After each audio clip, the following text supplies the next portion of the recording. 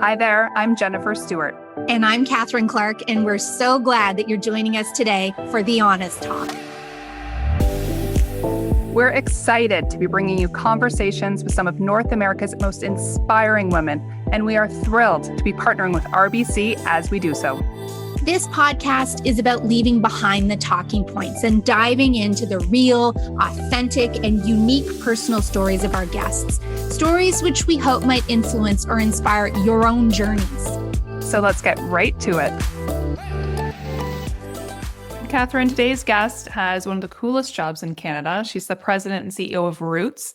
Yes, that Roots, the iconic Canadian brand, which is known for its leather, its cabin vibes, and the timeless sweats we all grew up loving. Yep, but Meghan Roach is more than just a fashion CEO. She's actually a small town girl from Pembroke, Ontario, who became one of the youngest female CEOs of a publicly traded company in Canada. And she's done it with purpose and with grit and also with a lot of heart. Absolutely. And, from one small town girl to another, I absolutely admire that. And Meghan stepped into the top job like literally weeks before the pandemic hit, which, let's face it, it's like jumping on a moving train in a blizzard with no brakes. And yet she's led Roots through it with confidence, compassion, and a serious strategy. Yeah, and she has a ton of energy. And today we talked to Meghan about leadership in a crisis, making bold choices, why being underestimated can actually be a superpower, and what it takes to lead a beloved brand into the future while also staying true to your roots. Pun very much intended. Nice. We're so thrilled to have Meghan Roach here today. Meghan, welcome to The Honest Talk. Thank you for having me. You grew up in a small town in Ontario, so we'd be interested to know, given the big town job that you have now, what part of that upbringing still shows up in how you lead? Yeah, so I grew up in a small town called Pembroke, which is near the Ottawa. It's part of the Ottawa Valley, so very close to Ottawa, about an hour and a half northwest, I guess, of Ottawa. And, I think the thing about growing up in a small town is that everyone is very close, right? There's a lot of shared values. There's this concept of really focusing on like what you're contributing to the community. And so from that perspective, that's something that's really stayed with me. That concept of hard work, the concept of giving back, the concept of like everything you do has an impact on the place in which you live and work has been really important to me. And so when I think about my current role and what I've been able to contribute, I think consistently about, am I staying true to my values? Am I doing something that's going to allow me to kind of move the business forward, move my community forward? And so I think that sense of community you get from a small town is something that has stayed with me since then. And I think, Meghan, I'm from Renfrew, so Yes. not quite as deep in the Ottawa Valley, but the Ottawa Valley. And someone said to me once, you're either Renfrew or Holt Renfrew. And Right. I think there's a sense of like humbleness that comes from raised in a small town. So I love that you talked about that. But I want to transition to when you were appointed as CEO of Roots, which was literally weeks before the pandemic hit. What was your first, oh my gosh, I'm managing a major corporation amidst a global pandemic? What was that first kind of realization for you? So we had a business in China, and so our distribution center was in Wuhan. And so when we saw that happen in February, we actually saw the pandemic hitting earlier than a lot of other markets because we saw the shutdowns happening in China. And so the first realization was when we were sitting around the table as a group and thinking, we may not be able to get any products from any region globally for a very long time. And how much inventory do we have on hand? And how capable are we going to be able to run the business where we sit? So I think that was kind of the first knock, which was to say, wait a second, this is a global pandemic that is pretty quickly going to come over to us in North America. And being a global business, obviously the impacts of that were pretty quick to hit us. And then I think the second thing was we had to make, unfortunately, a really difficult decision to lay off temporarily a lot of our employees when we started seeing COVID hit Canada. And I remember sitting there the day we made that decision and, looking at the states of emergencies getting called across the country. And it started on the East Coast and it kind of trickled through, Ontario, West Coast. And we initially said, we're going to close the stores and we'll do temporary layoffs when we see our states of emergency happening, thinking that only one province would do it. And then it ended up being almost the entire country over the period of a day. And sitting back and thinking, well, I've got 2,500 employees roughly, and about 2,000 of those actually work in that retail landscape. And I'm going to have to make this decision to temporarily lay off these employees to kind of get them to the front of the line for unemployment insurance, and all these different things. And realizing that that was a decision that I would have to make and I'd have to own that decision, and thinking about the reasons why we made that decision, why it was, important for us to do it, all these different things from a health and safety perspective, from a business perspective, from a people perspective. It kind of sat with me then to realize, okay, I'm the CEO of this company. The buck stops here. I have to be the one to make this challenging decision. And I think coming from a world where in private equity, you make decisions obviously very frequently and they're important decisions, but you're doing it across a portfolio of companies. And so any one decision you make doesn't necessarily have the same kind of impact. To make that decision right away, a couple months into my job, and then be looking at it and thinking, we may not have a business in 6 months, given what's going on. It was a really significant decision to have to make right up front. So given all of that, how did you steady yourself, not just your team, but yourself when everything felt so completely uncertain and you're brand new in the role? I think going back to that small town upbringing, I felt really confident in the fact that I was raised with pretty grounding values. And a lot of those values were around, and that was a really good thing you mentioned around your kind of run for a whole run through. There was this concept of it doesn't really matter what you have, it's who you are and what you're doing and how you're doing it. That's really important. And so I was taking a step back and saying, we're in a situation right now where, and I've said this before to people, it's not about the decision you're making. It's kind of you're making the least worst decision because they were all bad decisions at that point in time. None of the decisions you made were great, but you were trying to find a way through this really difficult time. And so when I made those decisions, a lot of the consideration was around, can I live with myself after I make this? Can I wake up the next day and think that I did the best I could do with the information I had on hand? And so I think there's a responsibility when you're a CEO to really portray a certain amount of confidence and calmness, because that's what your team takes from you. So if you're very concerned about something or you're very scattered about something, that's how your team's going to react to that also. But if you can kind of stay calm and stay focused and stay, directional in terms of what you need to accomplish, they'll take that from you too. So I kind of looked at that and said, in the end, it's about, how I'm doing it, not necessarily what I'm doing, because again, it's a difficult situation. And I know looking back on this, I may do things differently. So how I'm doing it, why I'm doing it, and what I'm thinking about in terms of my principles when I'm making those decisions also. I love that. And I think calm is such a superpower. Meghan, you've spoken about being underestimated. How have you used this perception to your advantage as opposed to letting it hold you back? I think when I was younger, I was more concerned about it because I think when I was younger, I was trying to prove myself so much. And a lot of what I would do is, come into rooms and want to say something or do something to make people think I was smart, or I knew I was accomplished or experienced or whatever it was. And as I've gotten older and more settled into my role, I actually use it as an opportunity to say, because they underestimate me, it gives me more of an opportunity to listen and learn. And I actually get much more information out of situations than I previously did. Because when you come into those situations, oftentimes they're maybe speaking to somebody else or they're focused on somebody else. And so you have an opportunity to really take a step back and assess the situation in a different way than other people do. And then you can be more intelligent and smarter in terms of how you go after something. So an example, if you're in a boardroom or you're going into a meeting, where you're, the only female, or, you're maybe a more junior part of the staff, there's not necessarily the same expectation level that you might have when someone puts you on a higher pedestal. And so you really get an opportunity to take a step back and look at it and assess it and think more smartly and intelligently about how you go after it. Would you say then it sounds like your confidence has really evolved over time, both through, just being in those situations and learning from them. But do you still find yourself in situations where you're saying to yourself, wow, I'm feeling out of place in this room? I would say I do, but I also know, having done this now for so long, that it's important to not let that show. And so I think there's a lot of internal self-talk that you have to really think about. So you can get into that room and give yourself that 5 seconds of, okay, wow, I'm in this room. And then you need to flip around and be like, yes, I'm in this room. Why am I here? What's my goal? What's my purpose? And really kind of portray that confidence, but also have it internally and externally. Because I think people can really read that. When you get into a situation where you feel uncertain about yourself, the knock-on effect is that the situation actually gets worse. Whereas you come into a situation, you have a certain amount of confidence and calmness, and you set that level starting off. And I think the situation always works out better. And so I would say I definitely have those experiences, but I've learned much more around how to get over them.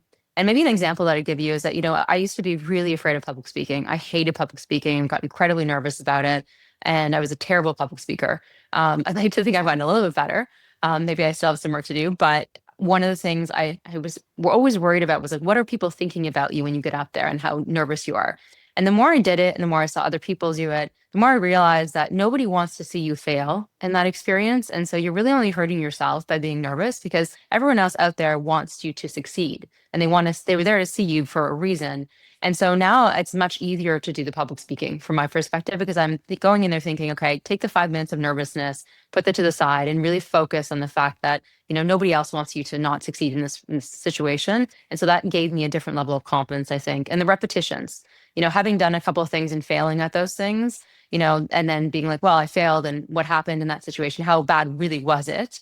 And then continuing to do that on repeat, I think that gives you a certain level of confidence also, which is easier. Yeah, absolutely. Meghan, you're a mom, you're a partner, you're a CEO. What does a normal day actually look like for you?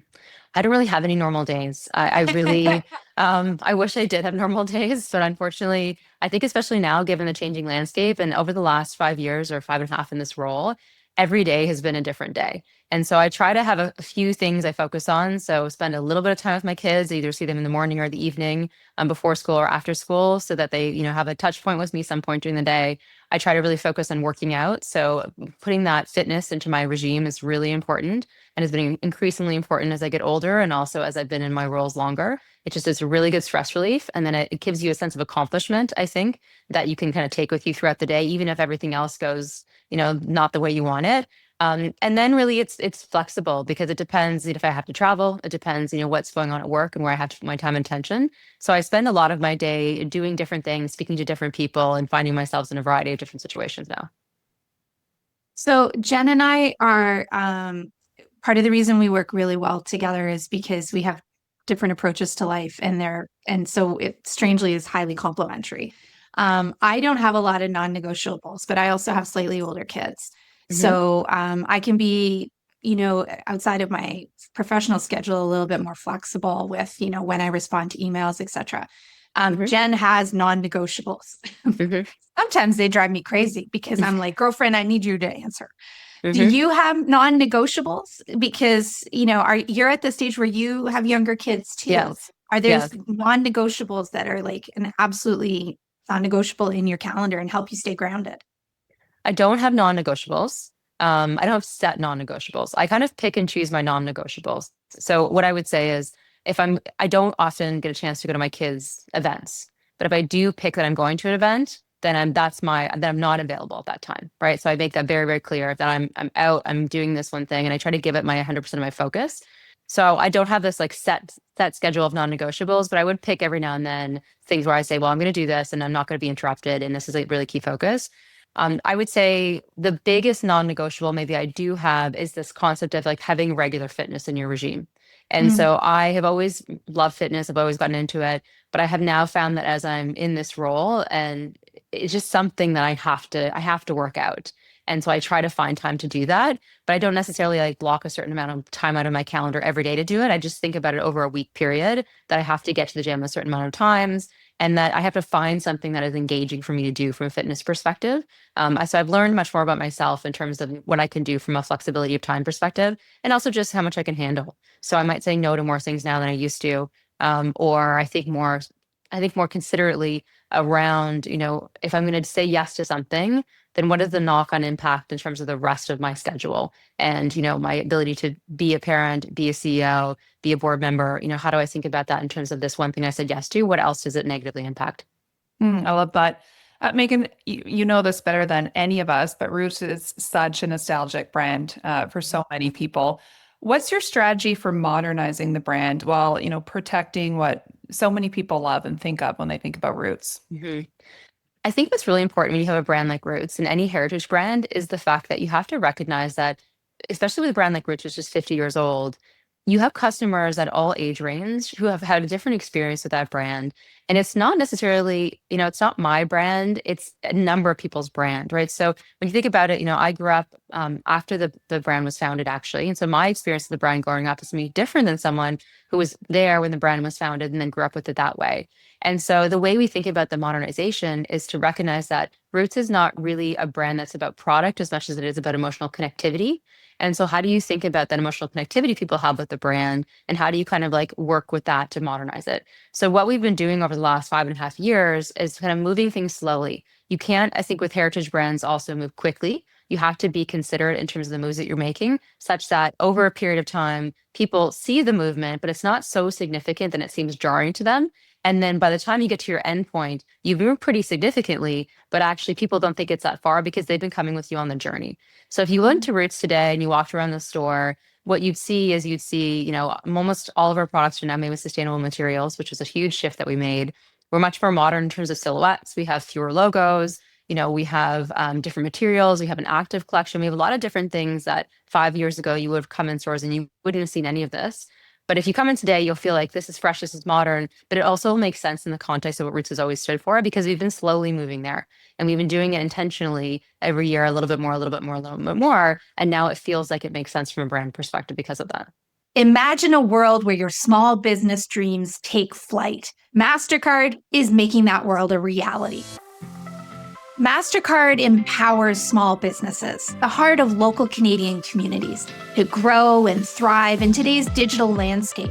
From enabling seamless payments online and in-store to robust cybersecurity to protect your hard-earned revenue, MasterCard has the tools you need to succeed.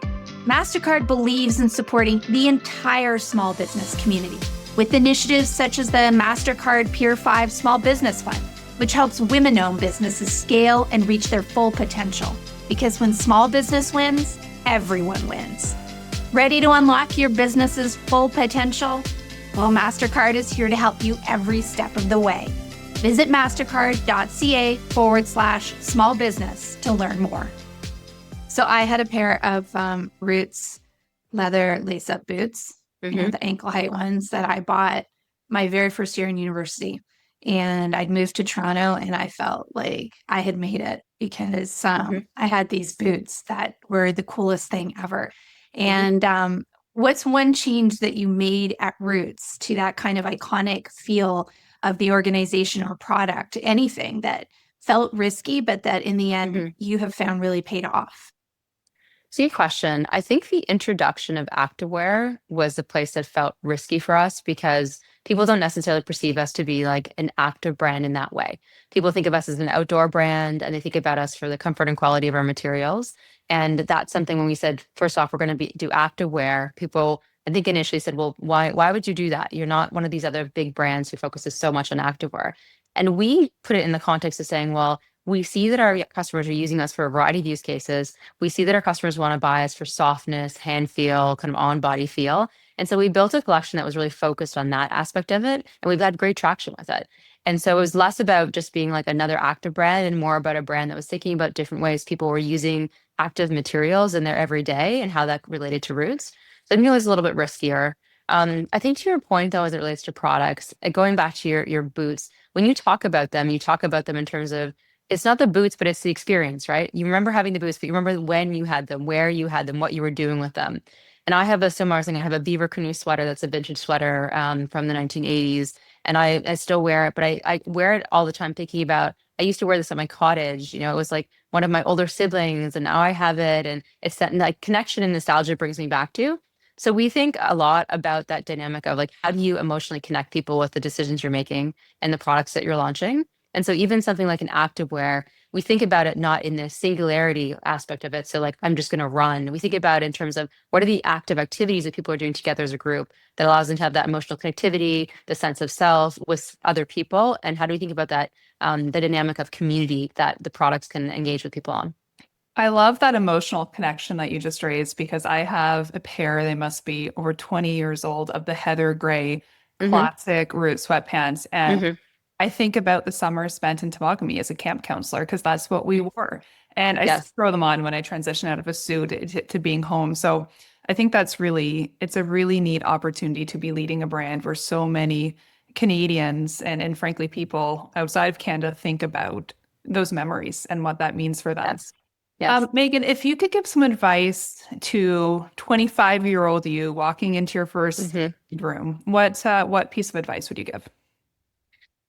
I think probably a little bit back to what we talked about before, which is just the idea of being, you don't have to be the smartest person in the room. You have to really take a second and assess the situation and think about, why are you there? Why are the people there? And there's a lot to learn from others. And I think that, when you're younger, a lot of the time you spend is really on when am I going to get there? Like, how am I going to get there? Like, you think a lot about that future piece of it, and you don't spend enough time thinking about like where you are now. And I think that now that I'm older, I spend more time thinking about where I am now and the people I engage with where they are now. And I spend a lot of time learning from other people. I would say the most interesting conversations I have now are with people who have done something interesting with their life. And I'm trying to understand, well, how did you get there? What did you do? And I think it's funny because I'm doing it now when I'm at a stage of my life where I feel like I've done a few different things. And you might say like, well, why are you doing that now? You kind of done all these things and you maybe don't need to discover that. But I wish I did that more then. I wish I spent more time asking, listening, learning, and understanding, how people accomplish different things, the different struggles that they had, the different techniques that they tried, the different tools that they used. And then I wish I kind of tested and learned a little bit more, right? So tried a little bit more, failed a little bit more, took some risks. And then, so I think that's something I would tell my younger self is to, get out there, do more things, try more things, be a bit more risky. Because in the end, it's a very long life. You've got a long career. And the things that you do early on in your career, yes, they're important, but there's a long time to go. And so it's important to kind of try and test different things out to figure out what you want to do. Are there particular women who've shaped your career? I never really had a mentor per se, but there have definitely been women along the way who I've looked to, who I think had different experiences that I thought about. So whether that was, looking at my mother, who was initially a nurse and then had to leave her job because my brother got diabetes and stayed home with us four kids, who then decided to take on the books for my father's dental office and the work that she did, and kind of that consistent resilience and drive and focus and hard work. That would be an example of someone I kind of looked to and said, wow, this is great. I also would have looked at different people. I worked with a woman when I was at KPMG, who really was a fantastic partner there. And she taught me a lot about like independence and also a lot about just how to present yourself, how to engage with people, how to build relationships. And that was really important. So I think there's been people, women all throughout parts of my life, different ways, whether that's peers, friends, et cetera, that I've learned from and developed as a result of. And I really do think that you are in this constant evolving learning state as an individual. And that, one of the things that I pride myself on now is spending time thinking about how different women are tackling things in different ways. And the two of you mentioned it, right? One of you has non-negotiables, one of you doesn't.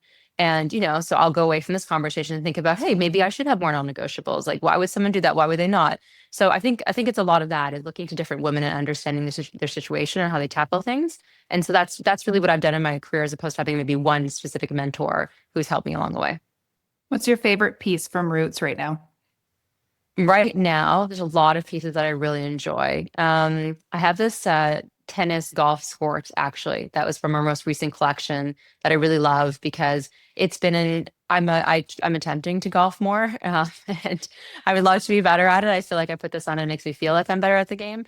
But it's been one of those products where it has been an evolution. Like the first iteration of Active was something, and this is kind of like the third or fourth iteration of our Active, and it's more technical, it's more fashionable. It has a lot of these different characteristics. And so I really love the fact that it gives me confidence to go out and play the sport that I want to play at the same point of having this like really great hand feel, really soft on the body. And it's kind of an evolution of where the brand has come. So to me, it kind of represents like a big transition the business has engaged in over the last 5 years. I absolutely love that because I'm all about the decent squirt. I am a terrible golfer, but I try really hard, and totally like you. Looking the part makes me feel much better. I look like I'm a scratch golfer. I can tell you that. I mean, I look fantastic. Now, I'm not sure my hits are reflecting my outfitting, but generally, I think it's helpful. I think anything is helpful. I mean, I would say before I took this job on, I really didn't think I spent enough time thinking about like how clothes impact your sense of self-confidence when you get into situations. And being the CEO now of a consumer company, I think a lot more about like what your clothes represent, but also how it makes you feel and how you engage with it. And so it's one of those things which definitely helps me. Yeah. Have you had, just as we're wrapping up, a pinch me moment in your career? Has there been a big one where you just like, I can't believe that I'm where I am right now? In terms of a pinch me moment, I would say there's been a lot of moments, whether that's people I've had a chance to meet or engage with, or the impacts we've been able to have on different businesses and charities. I think there's a number of different places where sometimes I wake up and think, wow, this is really great. Like, it's really nice to be the CEO of Roots, and I'm really happy I had this opportunity. I would say a couple of moments. One would be we actually donate a lot of products, whether that's older products, seasoned products, or a variety of different things into schools across Canada. So we give them to somebody and they disseminate them across schools across Canada. And they send us these letters where we get these letters back from people, and the comments from the schools or the kids or people saying, thank you so much for giving this to school. We had this person who didn't have any warm clothes and they were able to use this. Like that stuff is like every day you wake up and think, wow, this is great. It's nice to be able to have this impact on somebody in such a positive way. So that's been really rewarding. And I think is something that I've always wanted to be able to contribute more back to community as part of my career and also just my life. And so being able to say like, I'm making a real impact in people's life, that has been really, really fun. And then I think when I took on this job, I was in my late 30s. And so I think the first time I get on that analyst call, or you go on BNN or you go on CTV News or whatever it is, and you're kind of like on that, and you recognize that you're the person, right? That's something where you kind of all of a sudden are like, wow, I'm the person now. This is great. And it's a bit of an interesting experience the first time that happens to you. And you think about that and you realize that you're the one who's driving this, and you have all these different things that you can do now as a result of taking on this role. So that's been always really fun. And then I'd say the third thing actually was funny.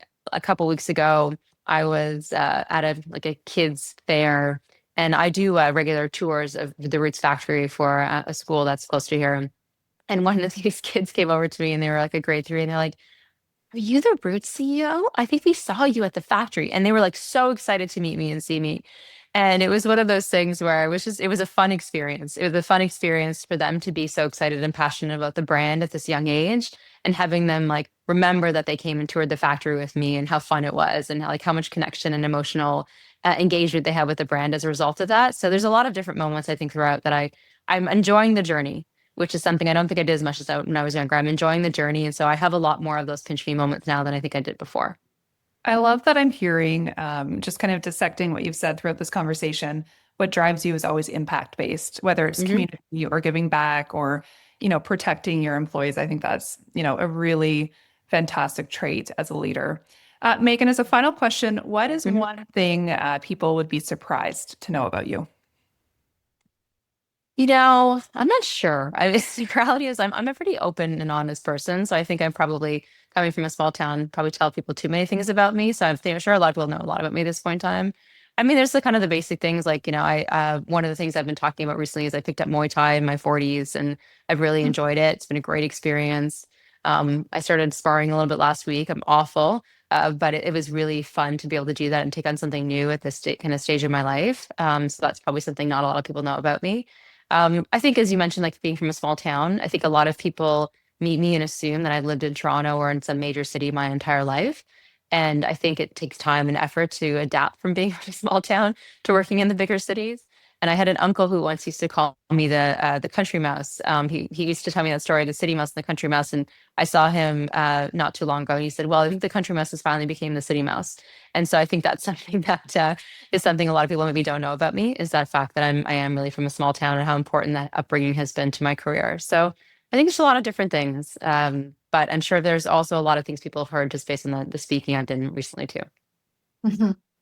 Meghan, it's been such a joy to have the chance to talk to you. Thank you very much. Thank you also for the reminder that no one wants to spar with you if you've just taken up some kind of, no one wants to spar with you in a dark alley at night before. Yeah, I don't think they need to worry about that. Well, thank you for being a part of the conversation. It's been a real pleasure to have the chance to talk to you and to learn a little bit more about you. Thank you. Thank you for having me. I appreciate it. Well, that's a wrap. And to our listeners across Canada and around the world, we thank you for joining us. You can hear The Honest Talk on iTunes, Spotify, and Simplecast, brought to you by RBC. You can also get more information on stories that matter to you at our website, thehonesttalk.ca, and sign up for our weekly newsletter where you'll get fabulous stories delivered right to your inbox. But for now, thank you for being a part of today's podcast. Stay tuned for more great conversations and stay well.